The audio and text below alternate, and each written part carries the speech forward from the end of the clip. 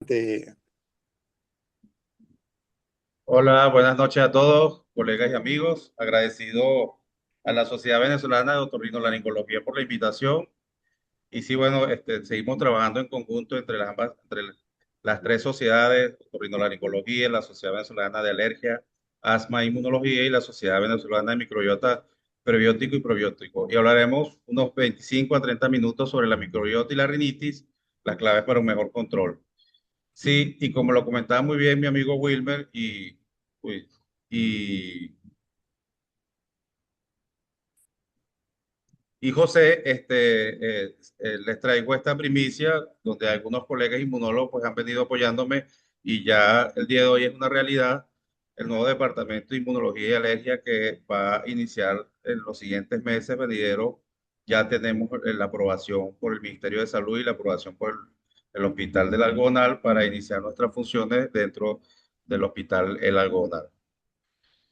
Este es el contenido que vamos a desarrollar, unos breves conceptos y generalidades sobre la rinitis alérgica, los tipos de rinitis, el diagnóstico de rinitis para recordar cómo es el manejo de la rinitis, lo que es la microbiota nasal y cómo incide este en el microbioma respiratorio, algunos endotipos de rinitis relacionados con el microbioma, la evidencia científica, el uso de algunos probióticos y algunas conclusiones. Entonces, pues eh, lo primero que hay que conceptualizar es lo que es la microbiota, que no es más que un conjunto de microorganismos que conviven con el huésped en un estado de normalidad sin causar enfermedad y sobre todo generando una simbiosis donde produce diferentes tipos de elementos que ayudan pues a la fisiología de la mucosa donde se encuentra este nicho de microorganismos. Principalmente está constituido por bacterias, pero pueden haber también parásitos, hongos, otro tipo de microorganismos como espiroquetas que lo conformen. Y es importante recordar que estos microorganismos colonizan a esta mucosa. En este caso vamos a hablar mucho de la mucosa respiratoria alta, de diferentes formas. Puede ser la transitoria, puede ser la permanente y puede ser la patógena. Hay microorganismos que solo per se su presencia ya ejercen inflamación o infección y pueden generar sintomatología patógena. Y estos microorganismos, en función a ese tipo de colonización, pueden ser comensales, patógenos o pueden ser patógenos oportunistas. Y esto depende mucho de qué, de las interacciones microbianas que yo siempre resalto, porque las interacciones microbianas tienen mucho que ver con el desenvolvimiento de estos microorganismos en ese microambiente, como amensalismo, depredación, parasitismo, entre otras, que son las que van a determinar cuáles son los microorganismos que van a perpetuarse en esa mucosa y si estos microorganismos, dependiendo de la diversidad y de la cantidad, van a generar un estado de bienestar, un estado de inflamación con posteriores complicaciones patológicas.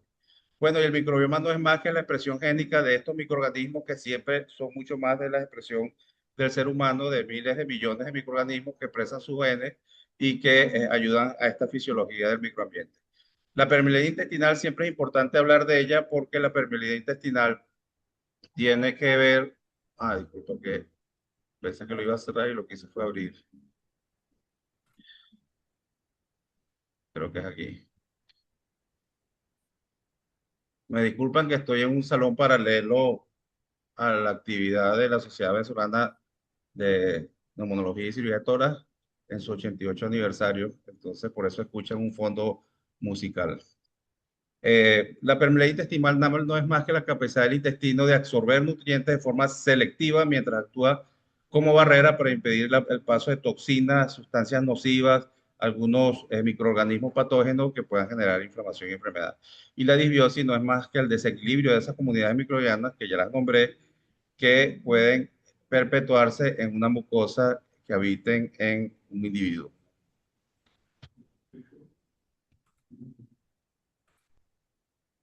Eh, sí, ya va, que no me deja pasar la lámina.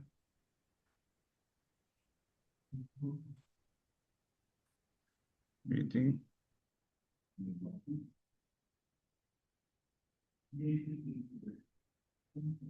Aquí sí. Déjame presentar otra Ahí vez lo que hace es aquí. aumentar de tamaño, Sí, como pero. Zoom. Y ahora.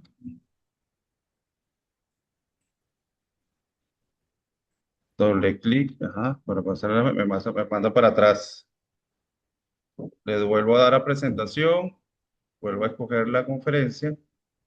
Pero puedo escoger esta de aquí arriba, que puede ser el error.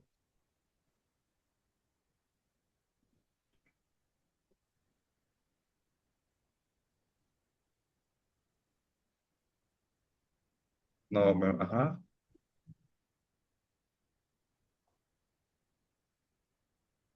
no, no me deja. Está por Déjame Canva. ver. Sí, estoy en Canva, pero el problema no es Canva, el problema es Zoom que no me deja.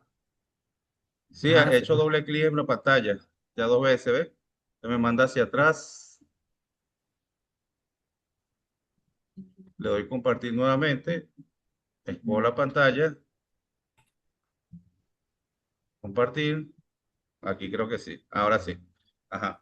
Entonces, para hablar un poquito de generalidades de epidemiología, recordar que la rinitis alérgica es la presión inflamatoria de la mucosa nasal por factores inmunológicos y ambientales. A nivel mundial, se presenta en el 10 al 25% de la población en general, donde en algún momento de su vida puede alterar su calidad de vida. Y representa entre el 40 al 55% de todas las manifestaciones alérgicas global que puede tener un individuo. En Venezuela tiene una frecuencia del 14% de la población, donde en algún momento de su vida esa persona presentó un cuadro de rinitis alérgica que le alteró la calidad de vida. En más del 55% de la rinitis alérgica puede estar acompañada de conjuntivitis alérgica y la rinitis alérgica como tanto atópica como no atópica es un factor de riesgo para desarrollar asma bronquial. ¿Y por qué resalto esto? Porque es importante ver la mucosa respiratoria como un solo, porque hay un binomio y una interacción en las complicaciones que se presentan en estas mucosas. La rhinosinusitis crónica con pólipos nasales es un factor desencadenante del asma bronquial ya descrito y aprobado por todos los consensos internacionales. Y la patogenia de las enfermedades inflamatorias nasales está relacionada con factores que tienen que ver con la respuesta inmunológica, la estructura anatómica, la herencia y el medio ambiente, resaltando los factores epigenéticos, donde la microbiota nasal desempeña un papel fundamental en la coordinación de las funciones de este sistema inmunológico para con el microambiente. Entonces, haciendo una breve reseña de los tipos de rinitis alérgica o la clasificación de la rinitis alérgica, sabemos muy bien que la inmunopatogenia, en el caso de la rinitis alérgica, depende mucho de una respuesta TH2, donde hay una presentación antigénica y el alergeno es reconocido por la célula presentadora de antígeno, la cual cambia su endotipo y empieza a expresar interleuquinas como la 4, 3 y 5 que tienden a activar células, específicamente linfocitos B, mastocitos y polimorfonucleares, principalmente basófilos y eosinófilos, que degranulan sus mediadores inflamatorios que pues generan inflamación de mucosa, tanto a nivel nasal, nasofaringe y en todo el tracto respiratorio. Esto ya en una segunda presentación pues se perpetúa y puede generar una memoria inmunológica donde nuevamente la presencia del alergeno genere un cuadro inflamatorio crónico que traiga como sintomatología congestión nasal, estornudo, prurito nasal y mucha congestión y mucosidad. La rinitis alérgica puede ser intermitente o persistente dependiendo de la cantidad de días a la semana que involucre y puede ser de leve, moderada o severa dependiendo de la perpetuidad de los síntomas y lo tanto que puedan alterar la calidad de vida de estos síntomas. Y tanto los otorrinos como los médicos generales, pediatras, internistas y alergólogos tenemos todo un stock de herramientas farmacológicas como los atomizadores nasales esteroideos, descongestionantes, antihistamínicos, esteroides y antileucotrienos, y por último la inmunoterapia para lograr tratar, minimizar el daño y revertir estos cuadros. Pero bien interesante este esquema que no es tan nuevo, es del 2016, pero me llama la atención porque él engloba todos los tipos de rinitis que puede presentar un paciente desde el punto de vista patogénico. Y evidentemente aquí tenemos el foco de la rinitis alérgica y el cuadro de la rinitis no alérgica, y entre ellos está pues, el cuadro de la rinitis que tiene una inmunopatogenia neurogénica. Y fíjase cómo todas se correlacionan y pueden estar superpuestas. Entonces, lo que quiero llevarles es que no siempre la rinitis es aislada. Es más, yo me atrevería a decir que más del 50% de los cuadros de rinitis alérgica viene acompañada por alguno de estos otros componentes, como la rinitis ocupacional del anciano, la rinitis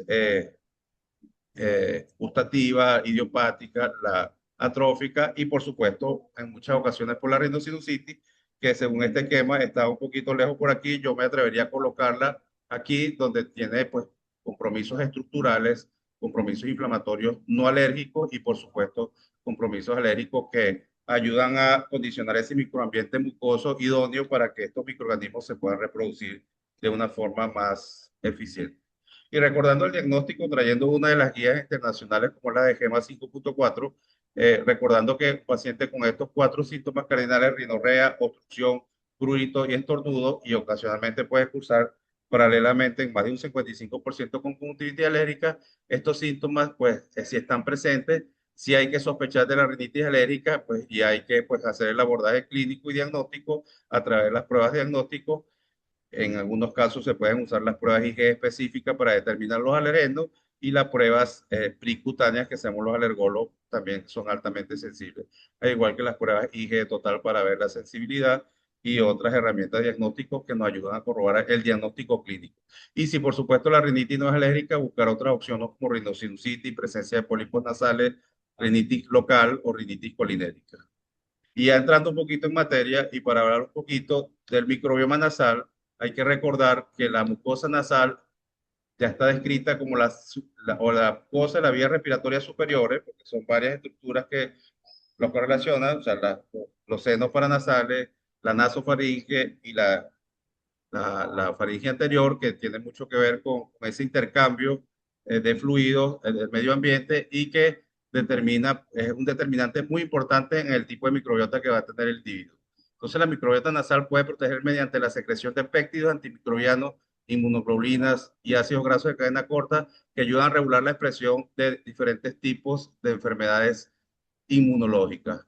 Alteraciones en la composición de la microbiota respiratoria puede llevar al desarrollo de enfermedades como la rinitis, rhinosinusitis crónica, la enfermedad pulmonar obstructiva crónica o asma bronquial. Y aquí resaltamos nuevamente una sola vía aérea porque es importante estudiarla de una forma integral. Esto inclusive ya aprobado por el consenso de la CEPAR del año pasado, donde es una de las sociedades que más ha involucrado pues, el conocimiento del microbioma en sus consensos. Entonces, la polución, el tabaquismo, y esto es bien importante porque la microbiota nasal tiene una variable que muchas veces no se ve en otras microbiotas, tal vez un poco más en la cutánea, que es que depende mucho de la interacción de contaminantes ambientales, como la polución, la presencia de tabaco, por supuesto el consumo de antibióticos esteroides prolongados, e inclusive fíjense la controversia, el uso de esteroides tópicos prolongados, cuando los esteroides son una de las primeras herramientas terapéuticas que tenemos los médicos para tratar la rinitis alérgica. Entonces, hay una controversia donde simplemente pues, hay que individualizar al paciente y determinar hasta qué punto es benéfico o no el uso prolongado de estos esteroides. Por supuesto, la lactancia materna y el higiene bucal se han visto muchos resultados donde se puede alterar la microbiota orofaringia y a su vez la nasofaringe y comprometer la microbiota nasal. El microbiota nasal es de gran interés para identificar biomarcadores no invasivos en la salud respiratoria. Hay diferentes líneas de investigación, yo traigo como dos o tres aquí, donde se está trabajando sobre precisamente determinar esos marcadores inflamatorios o microbianos o inmunológicos que nos permitan entender qué está pasando en ese microambiente y a dónde se inclina más esa inflamación y eso nos permite abrir campos o blancos terapéuticos que sean de forma más efectiva tratar a estos pacientes. Los contaminantes del aire inducen estrés oxidativo, lo que conlleva inflamación e interrupción de la barrera de la defensa epitelial. Y como toda mucosa, la mucosa nasal pues tiene una barrera mucosa. En el lado derecho se ve la correlación, aunque dice aquí, esto se relaciona a la mucosa nasal, donde hay una mucosa, secreción de moco, sobre todo por las células de Cloveco, las células de secreción de moco, en presencia de microorganismos benéficos o comensales que interactúan con nuestro sistema inmunológico en presencia de la inmunoglobulina secretora expresada por las células plasmáticas que a su vez fueron presentadas de una forma regular donde se activa las células T reguladoras y produce este tipo de células que ayuda a mantener esa homeostasis y ese microambiente. Y en algunos casos selectivos, como debe ser, se puede activar la línea TH1 o TH3 en el reconocimiento de patrones moleculares de expresión de antígenos y hacer una respuesta inmunológica específica para eliminar microorganismos patógenos que se estén multiplicando en ese ambiente. Cuando un paciente es genéticamente susceptible, que viene con un fenotipo alérgico atópico, y en vez de producir inmunoglobulina secretora específica, tiene un endotipo de células plasmáticas que producen clonalmente inmunoglobulina E, pues hay una cascada inflamatoria inadecuada que puede activar otras líneas endotípicas como la TH1 y TH17 y producir daño local en la mucosa, inflamación, aumento de la permeabilidad, y estos microorganismos patógenas que predominan en este microambiente generar inflamación y enfermedad. Dependiendo de las líneas endotípicas, y esto es importante que se lleve, que se active, va a depender del tipo de inmunopatogenia de la enfermedad que se va a presentar. Por eso es que vemos a veces pacientes que son netamente riníticos o inclusive pacientes que solo son rinitis alérgica local y no tienen expresión sistémica porque ya ellos todavía no han generado esa memoria inmunológica y esa migración a otras mucosas que permita desarrollo de otras enfermedades a distancia. Ok, este es un trabajo bien interesante. Este es un resumen de un trabajo que la Asociación Europea de Alergia e Inmunología Clínica publicó recientemente, que resume un estudio bien interesante con 416 adolescentes que trataron de evaluar cómo la contaminación del aire, el cambio de clima y los síntomas respiratorios se veían afectados dependiendo de las diferencias que había en el microbioma nasal, ¿no? Entonces tomaron por hisopado nasofaringeo, una muestra, y a través de la técnica de biología molecular 16R, en la secuenciación y por estudios bioinformáticos, evaluaron cómo a corto y a mediano plazo, en presencia de la exposición al aire contaminado y el cambio de clima, se relacionaba con síntomas respiratorios en estos pacientes. Y evidenciaron que precisamente la presencia o el dominio de dióxido de nitrógeno en grados de humedad equilibrados por debajo del 1.4, según la correlación, en pacientes con alergia había un incremento de la diversidad microbiana, predominantemente de microorganismos representados por la moraxela. Estos pacientes veían una respuesta positiva en la reducción de su sintomatología porque progresaban a tener un microbioma, una diversidad alfa amplia de microbiomas donde podían perpetuarse otros microorganismos no patógenos que permitían reducir expresión de mediadores inflamatorios como el óxido nítrico, dependiendo del peso molecular de los contaminantes expuestos en el aire contaminado, y que concluían que la diversidad microbiana aumentaba, no así en casos de bajas temperaturas con presencia de ozono. Reducía la diversidad microbiana, predominaban los estafilococos, sobre todo el estafilococcus aureus, y incrementaba la sensibilidad a alergenos, pues aumentando la colonización de microorganismos patógenos como los Corynebacterium, los Propionibacterium y los estafilococcus y streptococcus, incrementando eh, la sibilancia, la alteración de las pruebas respiratorias y incrementando la enfermedad alérgica. Entonces, un microbioma nasal diverso y estructural y microbianamente, aumenta la diversidad microbiana y reduce la expresión de patologías y síntomas respiratorios superiores. Ajá.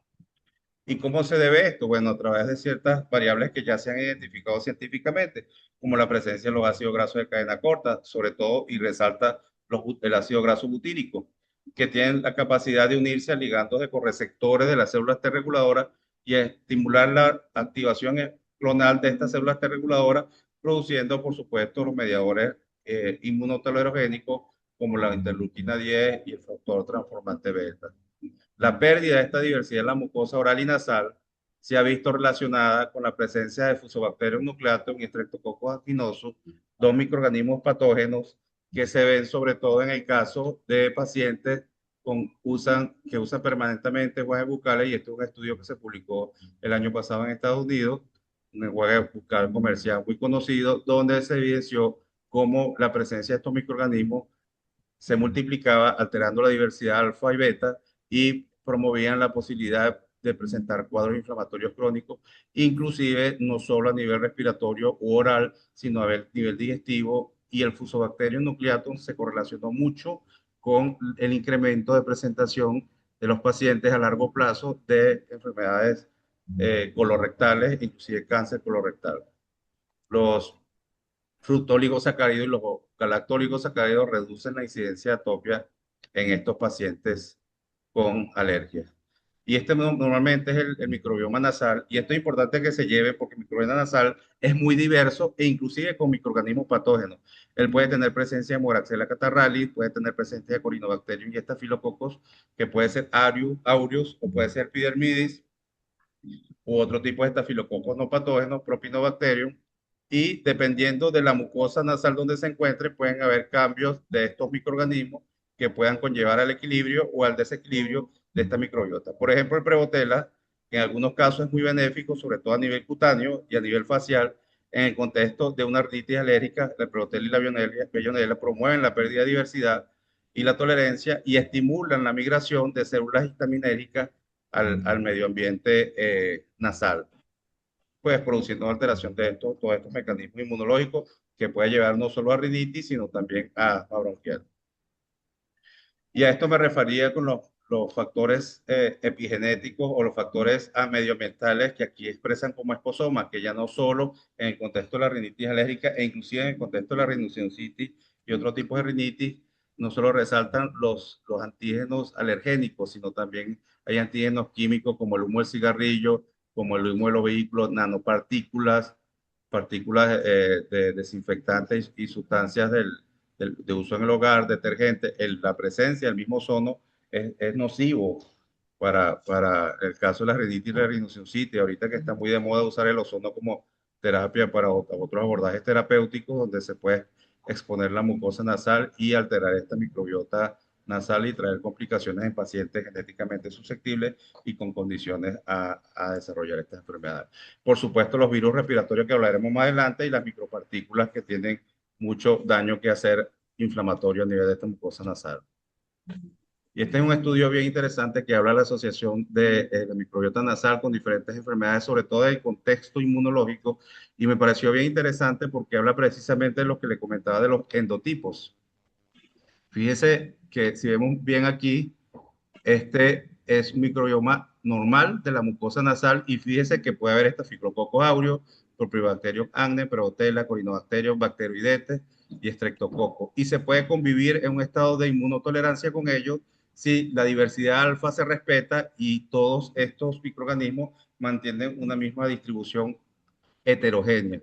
Cuando por condiciones inflamatorias, como lo puede ser una simple rinitis alérgica o una rinitis colinérgica o una rinitis activada por un acteno, una sustancia química o un contaminante, estos microorganismos y sobre todo el Staphylococcus aureus pueden desencadenar una alteración de la microbiota que induzca a sobreexpresión de esta rinitis alérgica, activando las células dendríticas y por varios mecanismos, por la vía regular de la presentación de antígenos y por la vía de la linfoproyectina estromaltímica y la interleuquina 33, pudiendo activar otras vías, no solo la TH2, sino la TH17, e inclusive pudiendo activar las células linfoides innatas y promover una respuesta inflamatoria más crónica. Pero no es el único. Por ejemplo, los rinovirus tienen la capacidad también de activar esta vía TH2 a través de la interleuquina 25 y 33, e inclusive también tienen la capacidad de activar la vía TH17 a través de la interleuquina 17, interleuquina 22 y la activación del factor transformante alfa, haciendo un buque inflamatorio que exacerbe la rinitis alérgica. Y fíjense que en este estudio bien interesante plantearon en el caso, estamos hablando de la rinitis alérgica y aquí abajo la rinosinusitis, cómo el mismo Staphylococcus aureus como superantígeno puede activar directamente la línea del TH2 y cronificar la rinitis alérgica, pero también promover a través de alteraciones metaplásicas, por ejemplo, muy relacionadas con la presencia de estreptococos, sobre todo estreptococcus pneumoniae, esta metaplasia en el epitelio nasal, o los bacteroidetes que hacen ulceración y permiten, fíjense cómo ellos, todos microorganismos patógenos, trabajan entre sí como obreros para permitir que el otro, que es el Staphylococcus aureus, pueda penetrar, expresarse y generar una respuesta inflamatoria crónica inmediatamente. Y recordando que, por ejemplo, el Staphylococcus aureus y también el hongo de la malacesia tienen la capacidad de permitir que la respuesta inmune los reconozca con inmunoglobulina E. Entonces ya no es una expresión solo inmunopatogénica contra un microorganismo patógeno, sino que el sistema inmunológico puede evolucionar y expresar inmunoglobulina E específica contra antígenos de la membrana del Staphylococcus aureus y algunos hongos que puedan estar presentes allí, y generar una respuesta inmunológica más organizada. Bueno, aquí lo ven, los hongos, las proteasas de los hongos pueden permitir también la inflamación a través de la respuesta inmunológica innata, un bucle más organizado que permita desarrollar esta inflamación. Y en el contexto de la rinosinusitis crónica, un endotipo no TH2, perdón, no TH2, pues podemos ver cómo precisamente, ¿no?, los Clostridium pueden activar la línea de TH17 a través de la interleuquina 22 y pueden inclusive generar una alteración de este epitelio mesenquimal de transición, produciendo un aumento de la permeabilidad nasal y permitiendo la cronicidad. Y los rinovirus, como lo dije anteriormente, pueden estar correlacionados con la activación de la respuesta TH1, que en conclusión puede generar una respuesta inmunológica más compleja que pueda desarrollar esta inmunopatogenia. También está descrito en esta respuesta inmunológica de los endotipos no TH2 de la rhinosinusitis crónica, la presencia de la Haemophilus influenza y la Streptococcus pneumoniae, que pueden activar y la vía de los polimorfos nucleares, pues incrementando la inflamación local. Y bueno, volviendo al diagnóstico de la rinitis alérgica, según GEMA, que me gusta mucho porque GEMA está bastante actualizado, recordar que, bueno, nuestros abordajes terapéuticos son antihistamínicos, esteroides intranasales y descongestionantes, que ahora es más efectivo usarlos en combinación, pero que recordar que cuando estas opciones no dan respuesta positiva en la calidad de vida del paciente, siempre hay que recordar que hay otras variables de herramientas que podemos usar y que lamentablemente, aunque algunas guías como GEMA ya toman en cuenta el microbioma, ninguna toma en cuenta abordajes terapéuticos dirigidos a corregir ese microbioma. Entonces, nosotros como clínicos, que somos los que tomamos esa información y la interpretamos con nuestros pacientes, siempre recordar que es importante tener claro que hay endotipos inmunológicos que puedan estar estimulados por factores microbianos que les acabo de explicar, y que siempre hay que pensar en ello a la hora de corregir microbioma, no siempre colocando antibióticos, sino que en condiciones más precoces, donde no hay una infección organizada, sino una inflamación local que se está cronificando, puede tener herramientas prebióticas y probióticas que puedan ayudarnos a mejorar la calidad de vida de este paciente. Y precisamente este estudio que correlaciona el microbioma nasal con la expresión de síntomas de rinitis, alergia, sobre todo la severidad de los síntomas, la progresión en los niños. Este es un trabajo que se hizo en China hace 2 años, que fueron 45 niños con rinitis alérgica y 40 controles con el test de puntuación de síntomas nasales que se evaluaron. Los 45 niños se dividieron en dos grupos, uno de rinitis alérgica leve, MARC, con 16 pacientes, y uno de rinitis alérgica moderada severa, más, con 29 pacientes. Todos se sometieron a secuenciación de ARN 16S, y se evidenciaron a través de los test de Simmons y de Shannon cómo la diversidad microbiana se veía más alterada en los pacientes con rinitis que en los pacientes con control. En forma general se vieron los pacientes con rinitis y los pacientes con controles, tanto en Simmons como en Shannon, y comparando la rinitis alérgica leve con la moderada a severa, también hubo una evidencia significativa donde se pudo ver que en los pacientes con la rinitis moderada a severa había una mayor sobreexpresión de pérdida de la diversidad alfa y sobreexpresión de microorganismos patógenos, resaltados aquí, donde precisamente resaltaban precisamente los estreptococos, estafilococos, el influenza, y hubo una correlación bien interesante que quisiera resaltar aquí, que es el rizo, o sea, está un poco pequeño, el rizobacterio, que se correlacionó con un incremento importante en el test de puntuación de los síntomas nasales en los pacientes con rinitis alérgica moderada severa. Aquí se evaluaron la mucosidad, el prurito, el estornudo, la edad, el género, el test de puntuación, el índice de masa corporal y otras variables importantes, donde se resaltaron, por supuesto, el cuestionario de la sintomatología y la calidad de vida de los pacientes. Pero aquí puedo resaltar que precisamente el Staphylococcus aureus es el microorganismo más recurrente, pero en la moderada severa hubo un predominio de Propionibacterium, Gamma Proteobacterium, que estuvieron presentes en la diversidad alfa de esa mucosa nasal. Aquí se puede evidenciar bajo otro diagrama prolimétrico las familias de los microorganismos y las especies, los géneros. Fíjense que predominantemente fue Firmicutes, porque podemos recordar que tanto los estreptococos como los estafilococos, como los lactobacillus, pero también los Clostridium forman parte de la familia de los Firmicutes.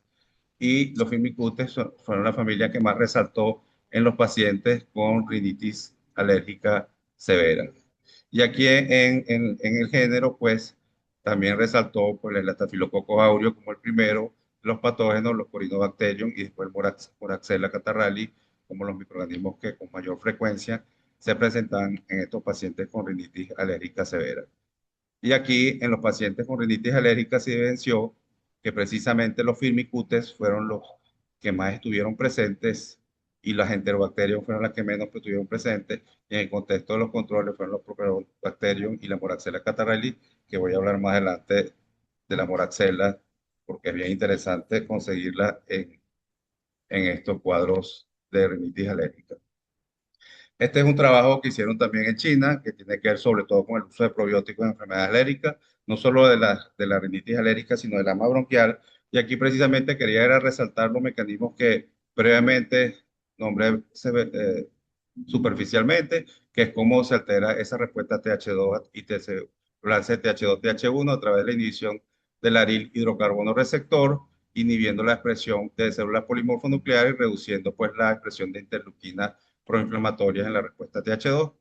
También reduciendo la inflamación directamente a nivel de la producción de citocinas relacionadas con la alergia y aumentando la diversidad alfa de la quermancia y el estipes, que son microorganismos que son altos productores de ácido graso de cadena corta y de moco en la mucosa gastrointestinal y otras mucosas que promueven precisamente el incremento de estos ácidos grasos y la reducción de la respuesta inflamatoria, estimulando más una respuesta CD25 FOXP3 a través de la activación de la interleuquina 10 y el transformante beta y en presencia de otros microorganismos como Actinobacterium y Bacteroidetes y reducción de los proteobacterios, que son los más relacionados con la expresión de factores inflamatorios en la rinitis alérgica. ¿Y qué microorganismos usaron ellos para tratar la rinitis alérgica? Bueno, aquí resaltan precisamente el Lactobacillus rhamnosus, el GG, los bifidobacterios, algunos lactobacillus, especies de Lactobacillus plantarum, el Clostridium butyricum, que les comenté previamente que forma parte de los firmicutes, los bifidobacterios longum plantarum y Enterococcus fecalis. Este es otro estudio que hace la Asociación Europea de Alergia e Inmunología, y se los traigo ya desde el punto de vista del abordaje terapéutico, porque ellos pudieron evidenciar, aunque no tenemos dupilumab ni otro biológico en el país, es importante saber que el uso de dupilumab no altera el resultado de la microbiota ni nasal ni intestinal, y que el uso de dupilumab puede evidenciarse, sobre todo en pacientes con rinosinositis crónicas, perdón, pacientes con rinosinositis crónicas, agarraron tres grupos, donde el primer grupo se le colocó a 27 pacientes de dupilumab, el segundo grupo se trató con terapia convencional y el tercer grupo fue control, se le hizo secuenciación de ICR y empezó a recibir dupilumab por 180 días, según las dosis estandarizadas a nivel internacional, y evidenciaron cómo la congestión, la producción de moco se reducían, incrementaba el olfato y se reducían los valores de la fracción exhalada del óxido nítrico, que resaltó. Estoy un poquito pasando trabajo con esto, ajá, que resaltó el óxido nítrico, como que lo toman como un biomarcador no solo pulmonar, sino también respiratorio alto para evidenciar la respuesta terapéutica a biológico y sobre todo evidenciar la presencia de inflamación crónica en la mucosa estudiada. Entonces se asoció el uso de dupilumab con mejoría de los síntomas, pero sin alterar la microbiota nasal, al contrario, incrementando el dolor granulum y el laxonela, que tienen mucho que ver con la eubiosis a nivel de la mucosa nasal y reduciendo, fíjense, levemente, pero reduciendo la presencia del Staphylococcus aureus a los 180 días de tratamiento con el biológico. Entonces, porque en algunos casos hemos visto un poquito de satanización del uso de biológicos en el caso de la microbiota y resulta que es una de las terapias más seguras. Y este otro estudio, no tan más nuevo, pero me parece bien interesante porque explica muy bien cómo esta cepa de lactocasei bacilo paracasei GM080 puede reducir o aminorar los síntomas de inflamación alérgica en niños con rinitis alérgica. Y este fue un estudio interesante que se hizo en el 2023, también en Asia, porque midió, o sea, se fue de un estudio modelo animal, doble ciego, randomizado, a un estudio placebo y control en niños, donde identificaron las cepas más específicas de acuerdo a todos los tipos de Lactocacei Bacillus paracasei que podrían generar una expresión inmunológica adecuada donde estimularan la producción de interferón gamma e interleuquina 12, reduciendo la respuesta TH2 en ratoncitos esplectromizados donde estimularon pues la producción de alergias y posteriormente le colocaron por 8 semanas el probiótico, lactocacei bacilloparacaceae GM080 y evidenciaron cómo hubo el incremento del interferón interleuquina 12. Posteriormente, evidenciaron cómo hubo reducción de los síntomas respiratorios y hubo pues incremento de anticuerpos anti-IgE en la expresión de la respuesta inmunológica alérgica. Ese experimento se lo llevaron en niños, pero por 12 semanas. Eran 4 millones de unidades formadoras de colonia. En los niños aplicaron 8 millones de unidades formadoras de colonia y evidenciaron mejoría del estornudo y del score de los síntomas respiratorios y también evaluando en la escala de calidad de vida de los niños, evidenciaron cómo mejoró en niños con rinitis alérgica crónica. Entonces, si hay cepas específicas que han demostrado evidencia científica que debemos ir estudiando para poder tener un arsenal terapéutico que nos ayude precisamente a tratar estas patologías tan crónicas que alteran la calidad de vida. Y aquí les traigo un breve resumen de todas estas cepas. Resalta el lactocacei bacillus paracasei, el lactobacillus deubrechi, en la subespecie vulgaricus, que mejora la respuesta, sobre todo estimulando la respuesta T reguladora, incrementando el interferón gamma y la interleuquina 4. Otras cepas, estas ya las resaltamos, otras cepas tan importantes como el Lactocacei bacillus rhamnosus, el GG y el CGMCC reducen la incidencia de infecciones virales en el tracto respiratorio, reduciendo ese endotipo TH1 que puede cronificar sobre todo la rhinosinusitis crónica no tipo 2 que les presenté previamente. Y el Faecalibacterium prannisus, que yo considero que es uno de los microorganismos que cada vez muestran más evidencia como un superprobiótico porque tiene muchas funciones benéficas en los pacientes que presentan patologías que tienen trastorno de permeabilidad intestinal y alteración de la diversidad microbiana. Y para concluir, solo quiero resumirle que la rinitis alérgica está fuertemente relacionada con la marcha tópica. El microbioma nasal tiene un rol determinante en la respuesta inmune de la mucosa. Los contaminantes ambientales y otros factores epigenéticos tienden a exacerbar la intensidad y la cronología de las enfermedades respiratorias. Idealmente, las estrategias de diagnóstico y tratamiento deben ser específicas y dirigidas tanto a las vías aéreas superiores como inferiores y el equilibrio de la mucosa nasal, el uso de terapias biológicas e inmunoterapias con alergenos son tratamientos inmunomoduladores eficaces que en combinación con la terapia farmacológica convencional mejoran la calidad de vida del paciente.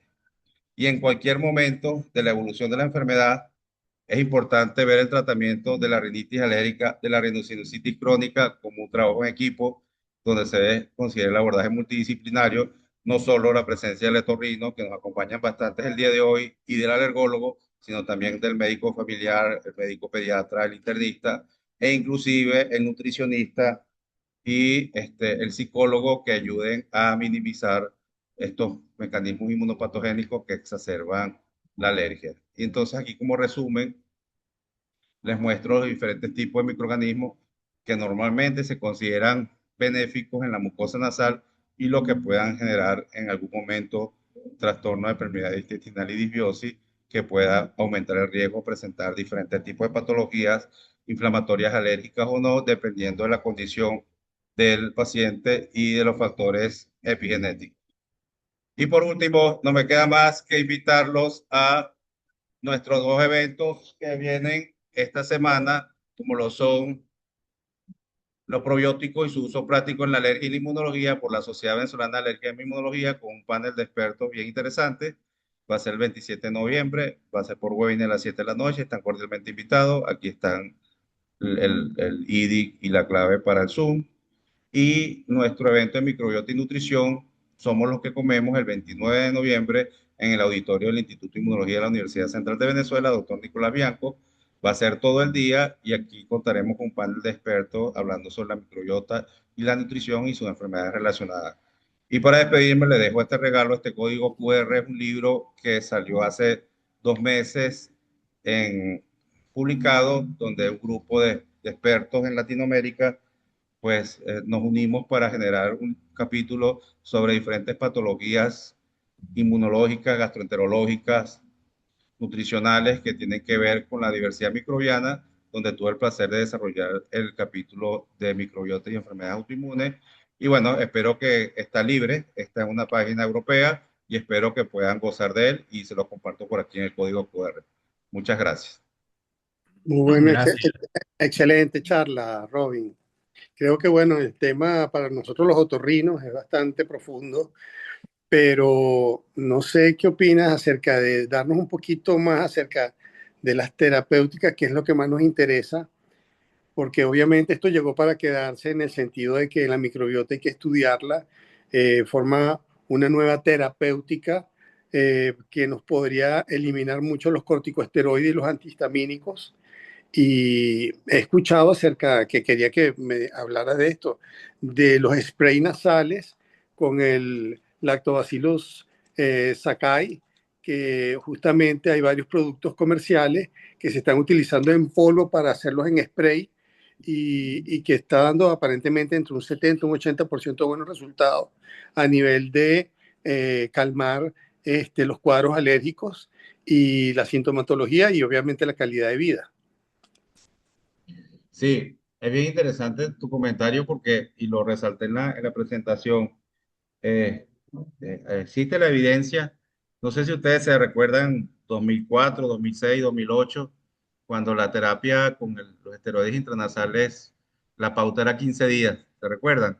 15 días, máximo un mes para abordar estos pacientes, pues después se evidenció que un paciente con una inmunopatogenia TH2 bien sólida, con una memoria inmunológica bien sensible, sobre todo a alergenos ambientales como el ácaro o epitelio de animales o pólenes, pues 15 días no era suficiente porque precisamente ese linfocito de memoria podía durar circulando más tiempo y cronificar la enfermedad. Entonces las pautas, tanto de ARIA como de GEMA y otras consensos internacionales, pues lo ampliaron para inclusive de 6 semanas a 3 meses y esperando los resultados benéficos. Y resulta que ahora, si tomamos en cuenta el microbioma, eso se pone un poquito en tela de juicio porque precisamente los fármacos derivados de esteroides son uno de los que precisamente pueden alterar este microbioma.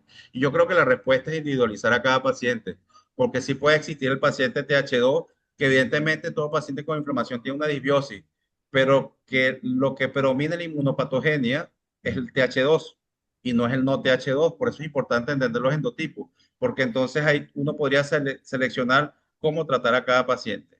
Y tú lo dices muy bien, hay diferentes lactobacilos, sobre todo el bulgaricus, el paracasei, el rhamnosus, que están dando mucha evidencia, el lactobacillus salivarus, están dando mucha evidencia específica, sobre todo en el caso de la rinitis alérgica. Hay un Staphylococcus longinensis, creo que es el género, que está dando mucha evidencia, sobre todo para contrarrestar la presencia del Staphylococcus aureus, porque ese Staphylococcus y el Streptococcus y Staphylococcus epidermidis, por amensalismo, le limitan el microambiente al Staphylococcus aureus para que con su bacteriocina no pueda invaginar la mucosa nasal y no pueda producir todo el daño que sabemos muy bien que puede hacer el Staphylococcus aureus. Entonces, pudiendo estudiar el endotipo del paciente, pudiendo estudiar su microbioma y su tipo de inflamación inmunológica, podemos ver si los probióticos van a dar buenos resultados o no. Y por supuesto, dependiendo del tipo de expresión inmunológica, porque no es igual tratar una rinitis alérgica que tratar una rinitis atrófica o tratar una rinitis colinérgica o precisamente una rhinosinusitis con pólipos nasales. Lo, son casos, contextos muy diferentes e inclusive ustedes, los otorrinos, lo saben mejor que yo, que como le decía yo, hay una paciente, mira, Tienes que pasar por manos de los otorrinos porque ese pólipo no va a ser muy difícil que salga por sí solo y si no se extrae ese pólipo en las condiciones como lo tienes, eh, tu calidad de vida no va a mejorar, tu rinítica va a ser peor y cada vez tener más marcha tóxica y más síntomas consecuentes por una respuesta de polimorfos nucleares. Entonces, sí, hay mucha evidencia, sobre todo con el bulgárico, el salivarus, el lactocasei bacillus paracasei, el rhamnosus, y sí, básicamente esos son los que veo que tienen cada vez más evidencia científica que los avala. Sí, sí. ¿Hay alguno de la audiencia que quiera hacer alguna pregunta al doctor? Mira, la verdad es que nosotros en la Sociedad Venezolana de Otorrino quisimos incluso crear este comité, dada la importancia que tiene el tema. Incluso nuestra comisión de docencia e investigación están considerando hacer trabajos de investigación al respecto, ¿no? Ahora, yo veo que hay brechas por cerrar, tanto en el área diagnóstica como en la terapéutica. Yo quisiera un poco, Robin, que nos detallaras un poco, digamos, más el algoritmo, digamos, práctico que debemos hacer, ¿no? Desde el diagnóstico hasta el tratamiento, aparte de lo que ya conocemos, para incluir nuevos medicamentos o nuevas estrategias, no sé, relacionadas a este tema. Sí, perfectamente. Y es bien interesante tu pregunta, porque si bien estos estudios científicos con estudios moleculares 16S, 18S, 8GUN, que nos demuestran la alteración de la diversidad microbiana, son estudios de investigación que es muy difícil se puede extrapolar a la práctica clínica, y eso hay que decirlo con mucha responsabilidad, porque evaluar cada paciente de estudiar la microbiota eh, saldrá mil y pico, $2.000 y eso no aplica porque además ese microbioma disbiótico que tú tienes hoy en 24 o 48 horas puede cambiar en un 50, un 70% y tener otro tipo de escenario microbiano. Entonces, tenemos que apegarnos a lo que muy bien sabemos hacer los médicos, que es la semiología, apegarnos a la clínica infecciosa del paciente, ver si se inclina más a una rinitis alérgica, si ese moco es muy alino o ese moco es más espeso, si es blanquecino, si ese moco viene acompañado de síntomas constitucionales, que tú puedas pensar, oye, será un cuadro viral, o si no, o si esa rinitis viene acompañada con una sinusitis, dolor facial, moco amarillento o purulento verdoso, con rastros de sangre. Entonces, bueno, ahí sí podemos evidenciar, si vemos un patógeno que está produciendo infección, pues hacer los cultivos pertinentes, que muy bien sabemos, porque evidentemente no es que la microbiota y el uso de probióticos viene a estigmatizar y a barrer el uso de los antibióticos. Los antibióticos siguen siendo una herramienta terapéutica que nos ayudan a salvar vidas, sobre todo en contextos de cuadros infecciosos severos de difícil manejo, pero siempre recordando que hay que ir de espectros específicos a más y amplio espectro, dependiendo de la condición y la severidad del paciente, para no generar resistencia antimicrobiana, que eso muy bien lo manejan pues también los infectólogos en el caso de las complicaciones. Entonces, pero sí existen otras herramientas orientativas, Juan Carlos, que tienen que Sí, ver de saber qué está pasando en ese microambiente. Por ejemplo, a nivel nasal, ya el nombré una, la fracción exhalada de óxido nítrico ya se está usando. Entonces, ya podemos ver si el endotipo del paciente es un TH2 o no es un TH2 con un óxido nítrico elevado, que no solo nos expresa lo que está pasando a nivel pulmonar, sino también respiratorio alto.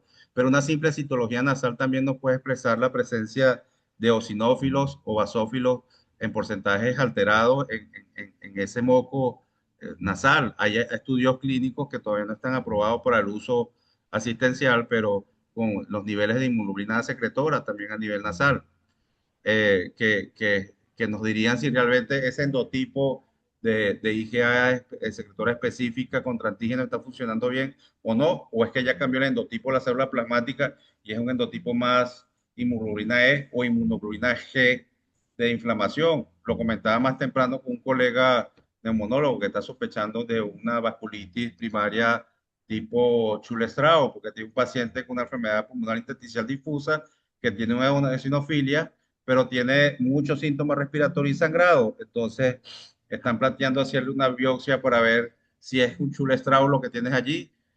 porque los autoanticuerpos están saliendo negativos. Entonces, hay varios marcadores, yo les llamo biomarcadores de mucosa, que nos ayudan a orientar qué está pasando en ese microambiente y a qué endotipo de esto es lo que expliqué tanto en la rinitis alérgica como en la rinosinusitis TH2 y no TH2 puede estar correlacionado. Eso nos permite a nosotros abrir más el abanico terapéutico y ver si vale la pena usar probiótico o no, si vale la pena incrementar el uso de los esteroides, si vale la pena llamar a un amigo, llamar a un alergólogo, eso siempre es importante para trabajar en equipo y cuando, y por qué no, también a veces apoyarnos en un infectólogo en esas rhinosinusitis crónicas infecciosas que no respondedoras a tratamientos de primera línea, para ser más específico y poder minimizar el daño y mejorar la calidad de vida del paciente. Sí, bueno, quiero agradecer que Una sola preguntita, nos espérate un momentico. acompañan la doctora Marieli Herrera, el doctor Oscar Aldrey, pues quien es Ay, qué gran bien. amigo de nuestra sociedad, y bueno, las miembros de la Comisión de Docencia e Investigación. Fíjate cómo la doctora Marieli nos enfatiza que la mejor forma de estudiar la microbiota es a través de la historia clínica y que el mejor tratamiento es el cambio de estilo de vida, ¿no? Y fíjate que incluso a mí en esta semana he tenido varios pacientes que ya me dicen, doctor, pero yo debo tomar probióticos, o sea, ya viene de parte del paciente que ya está en su mente que puede acceder en cualquier farmacia a un probiótico y te dicen, lo compro a 25 millones, lo compro a 50 millones. Eso, y la verdad es que tú te quedas así como que, bueno, ¿qué te parece? ¿Qué debemos hacer en relación a eso? Tomando en consideración el comentario de la doctora Marieli.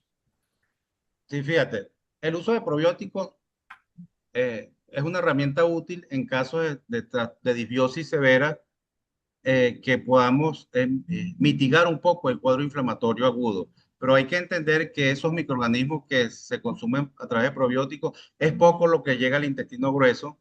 Y ahí también hago un énfasis con lo que comentaba Marieli, que es una homeostasis total, ¿no? Estamos hablando ahorita de rinitis y rinosinusitis, pero lo que pasa en el intestino también puede exacerbar lo que pasa en la mucosa nasal y viceversa. Y lo que pasa en piel también puede exacerbar lo que pasa en la mucosa nasal. Entonces hay que tratar al paciente de una forma muy integral. Y muchas veces lo que pasa en el intestino depende de lo que comemos también, pero también depende de nuestras emociones, porque sabemos que existen factores neuroentéricos, está el nervio vago y cómo se pueden alterar esos neurotransmisores a nivel de la mucosa intestinal y cómo esta alteración puede promover un estado de proinflamación sistémica que te exacerbe esa rinosinusitis, que era lo que tú estabas tratando. Y porque le pusiste un antibiótico muy amplio espectro, no solo corregiste la infección aquí, sino que barriste la microbiota también gastrointestinal. Entonces, tomar en cuenta que sí, los probióticos, cepa específica, en cantidades adecuadas, como lo dice su concepto, en patologías específicas, están indicados. Primero, tiene que haber mucha evidencia científica que el probiótico demuestre mitigar la inflamación y corregir el trastorno de desbiosis de forma selectiva para poderlo usar. Tú tienes mucha razón, Juan Carlos, porque yo he visto pacientes que, por ejemplo, este, tienen una diarrea por uso prolongado de antibióticos, y entonces se compran un probiótico a base de lactobacillus, donde no tiene mucha evidencia para eso están los Saccharomyces, o por ejemplo un paciente con una diarrea de origen viral, donde el Bacillus clausii ha demostrado más evidencia. Entonces, o hay muchos que compran multicepa para tratar un cuadro de diarrea infecciosa.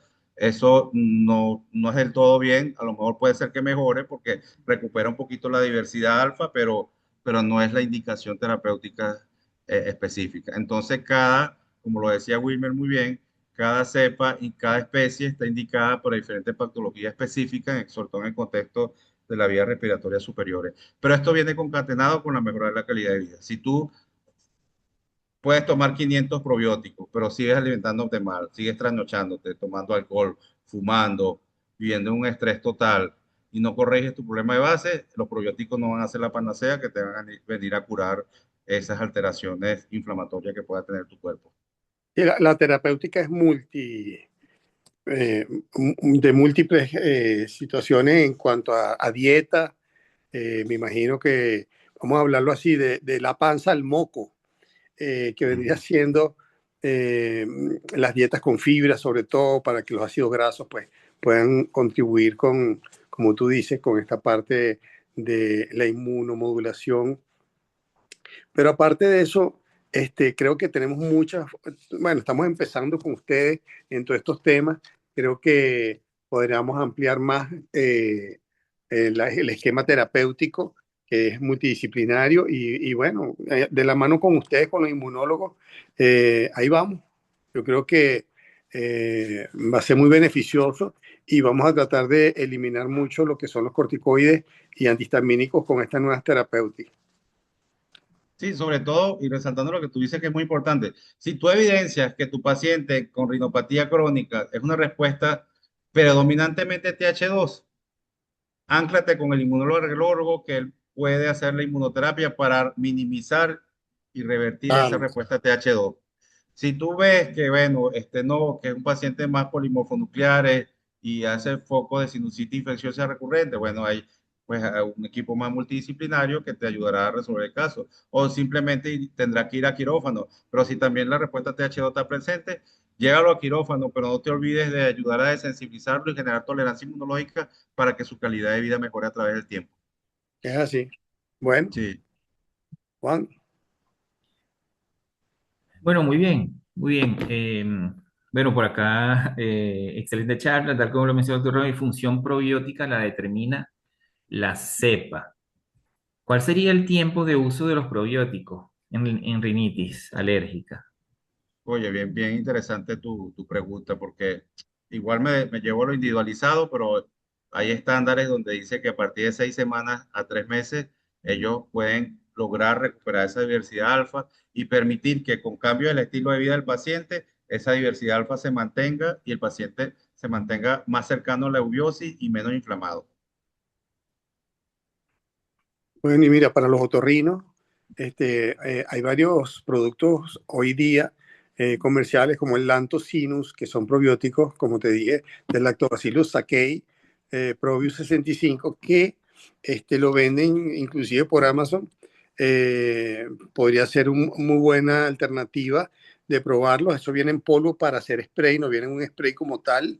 Está el Nasobiotex, que es un polvo también del sakei, que bueno, aparentemente, como dije anteriormente, había entre un 70 y un 80% de mejora en los síntomas agudos de los pacientes con rinitis alérgica. Sí, la rinitis alérgica, hay más respuesta en el uso de probióticos locales a través de atomizadores que en la misma rinoceronositis crónica. Inclusive hay ciertas contraindicaciones de usar probióticos locales en algunos casos de rinoceronositis crónica.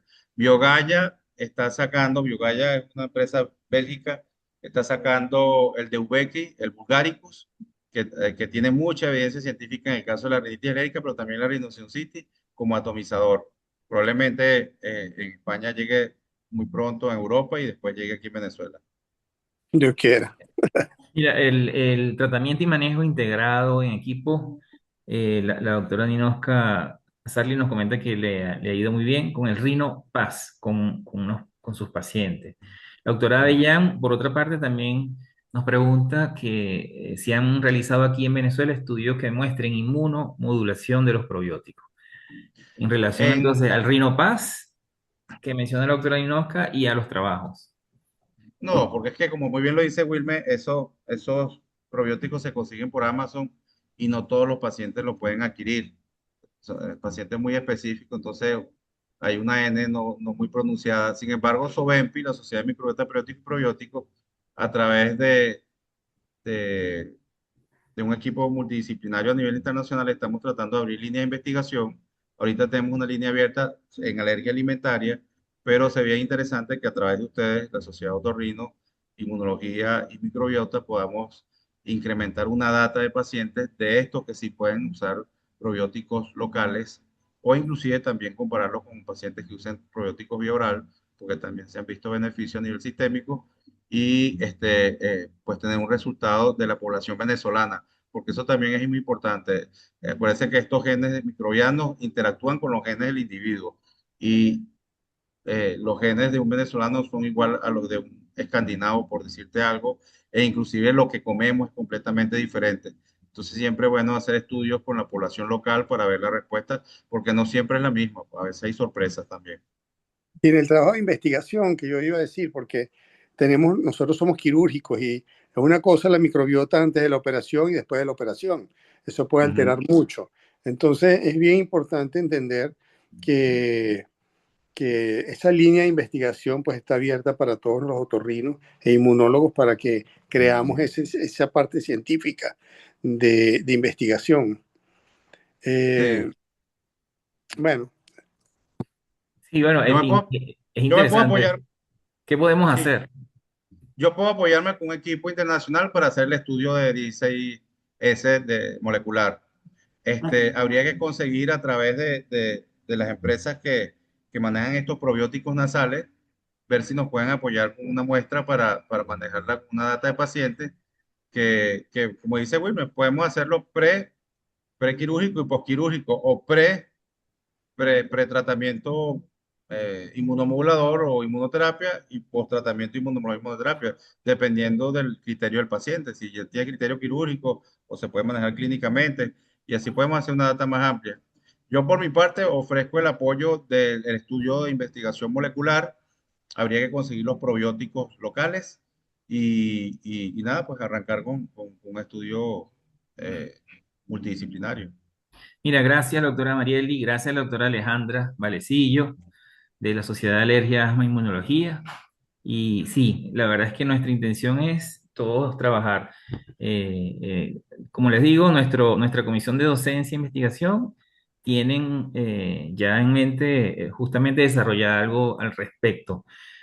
Y bueno, vamos a ver cómo nos ponemos de acuerdo. Yo creo que, pero no sé, si quieren opinar también, doctora Marieli, doctor Oscar Albey, que Podemos, está calladito por ahí, doctora Alejandra, bienvenidos también. po- podemos coordinarlo a través de la coordinación de microbiota de la Sociedad Otorrino y se va incorporando un equipo, se abrió un grupo con un equipo multidisciplinario y que cada quien vaya aportando sus pacientes y su data. Hacemos una ficha de recolección de datos y empezamos a trabajar, a tomar muestras. buenísimo. Muy Sí, bueno, Robin. Excelente. claro, y pues ya que esta ventana, pues de esta ventana nació la idea, podemos arrancar desde allí y empezar a guardar muestras y conseguir los contactos para ir procesando el pre y el post, presterapia y postterapia. Y bueno, pues no sé, Wilmer, qué contacto puedas tener tú a ver si podemos conseguir esos probióticos nasales Sí, y no, ver la respuesta terapéutica. lo voy a conseguir. Te aviso para Sí, probarlos. vale, me parece bien. Vamos a montarnos en eso entonces, Juan Carlos. Sí, Dios mediante.